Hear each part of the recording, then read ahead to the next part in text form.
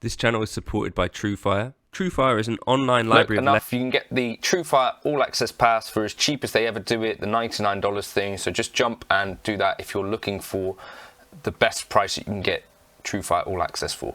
There aren't many brands that are quite as, I guess, polarizing is one word for it with PRS, but also things where you hear, like, you know, even people that are really into guitar talk about them in a way where it's like, you know, you're making guitars that are too good and too easy to play. Now, this must be, I'm sure, a really frustrating thing to hear if you're just making guitars like PRS are.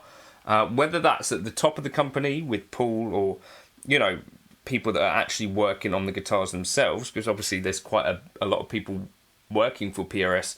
I kind of wanted to do a video on that and sort of, you know, analysing PRS as the option outside of Fender or Gibson. I think they might be one of the would that be fair to say, like the third American option? And also a thing that Joey Landreth said, which kind of made me think, whoa, really?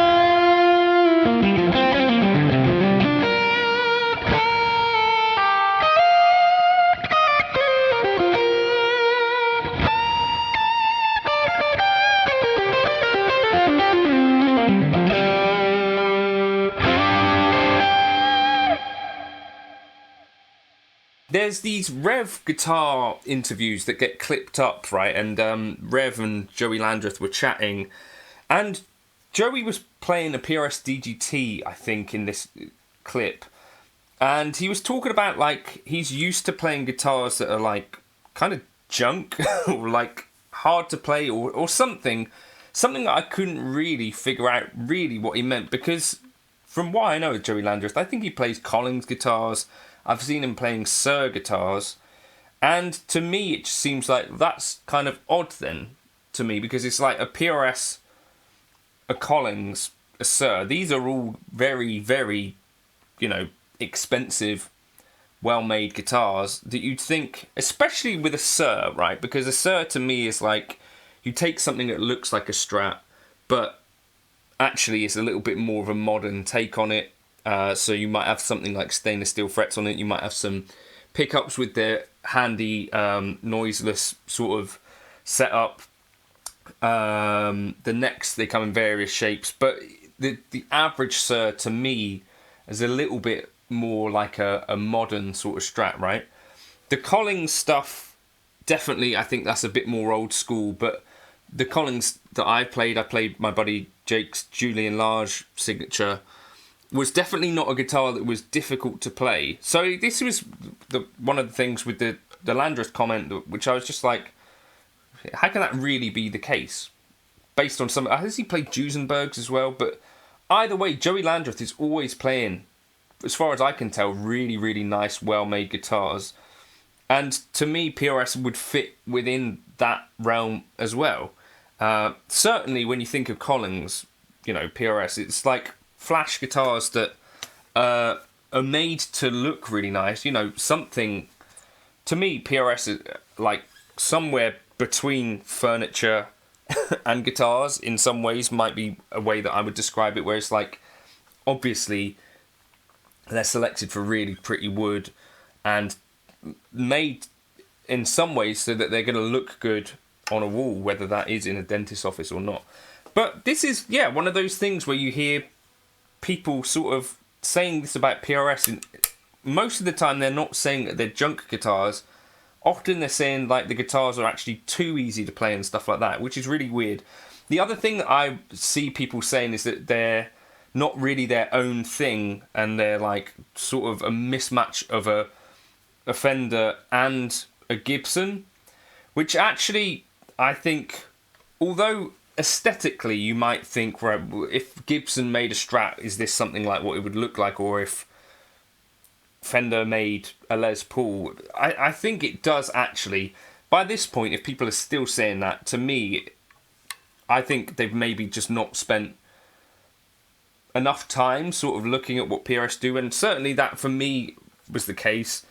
Or they've not found a PRS that speaks to them, which equally would be fine. This one they sent to me as a loan, but have since said that I can keep hold of it if I want to, which is very kind of them. But also the PRS Silver Sky, I just bought used because I'd played a Silver Sky and I thought, actually, this is a really good guitar for the money. I bought that one used for like $11.50. But that's the thing that I would say is actually, if you play these in your hands, I think there's something a little bit closer.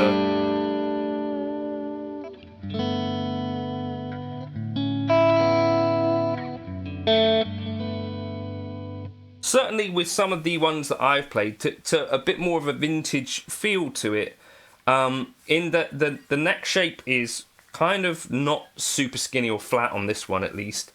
It's a 10-inch radius, which is not as flat as a Gibson, which would be 12-inch. So this one, and many of the PRS guitars are like that.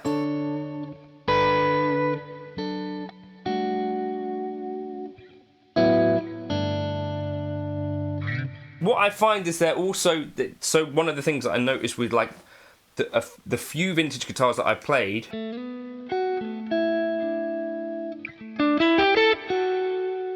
it's not necessarily that they're super easy to play necessarily.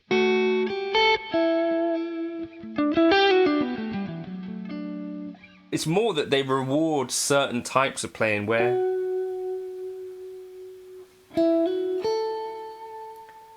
where I think you can be a bit more subtle.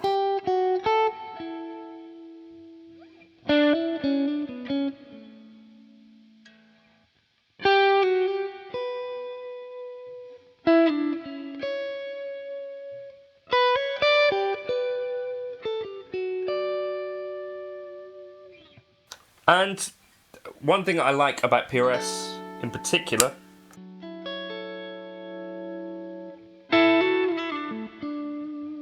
is that the volume knobs, to me, work quite well.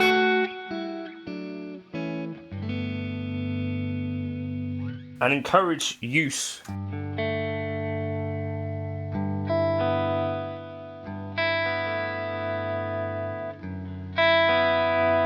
Because they actually kind of stay musical, I think they use treble bleeds, right?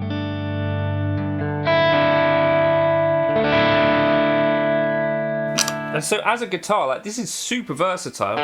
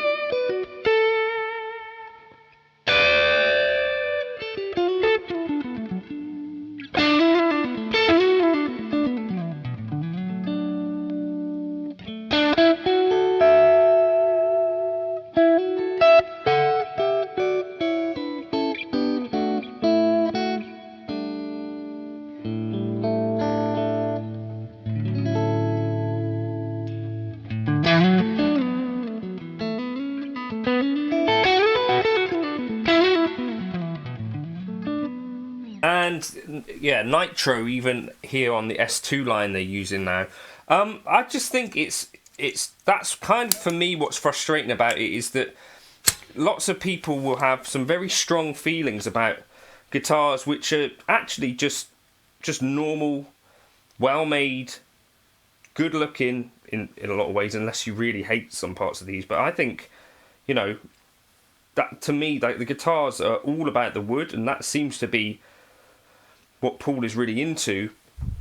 And this other thing around, like, you know, do these guitars lack soul or whatever, I think they're just modern guitars that just have, you know, got some things very right. Like, for instance, about the Silver Sky, what I love about it is this chunky neck on it.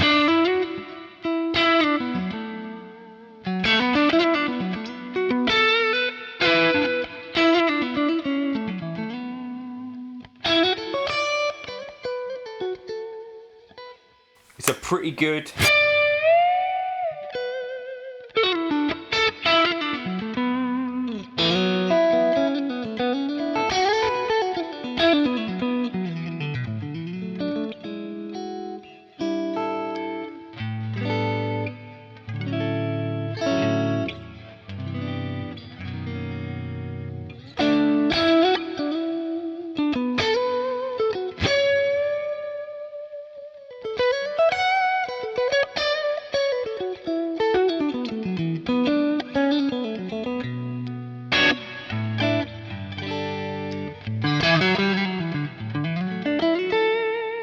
Yeah, I think for me, but so much of like my founding sort of memory of PRS stuff is around guys with frosted tips playing PRSs.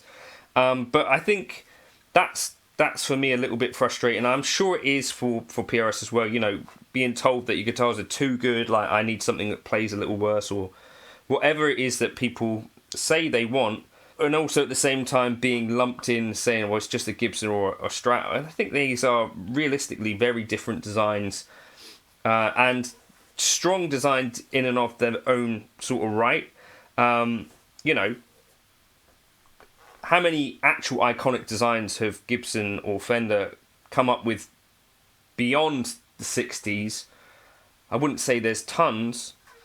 I think PRS probably, in terms of innovation, have done, you know, quite a lot more work more recently, right?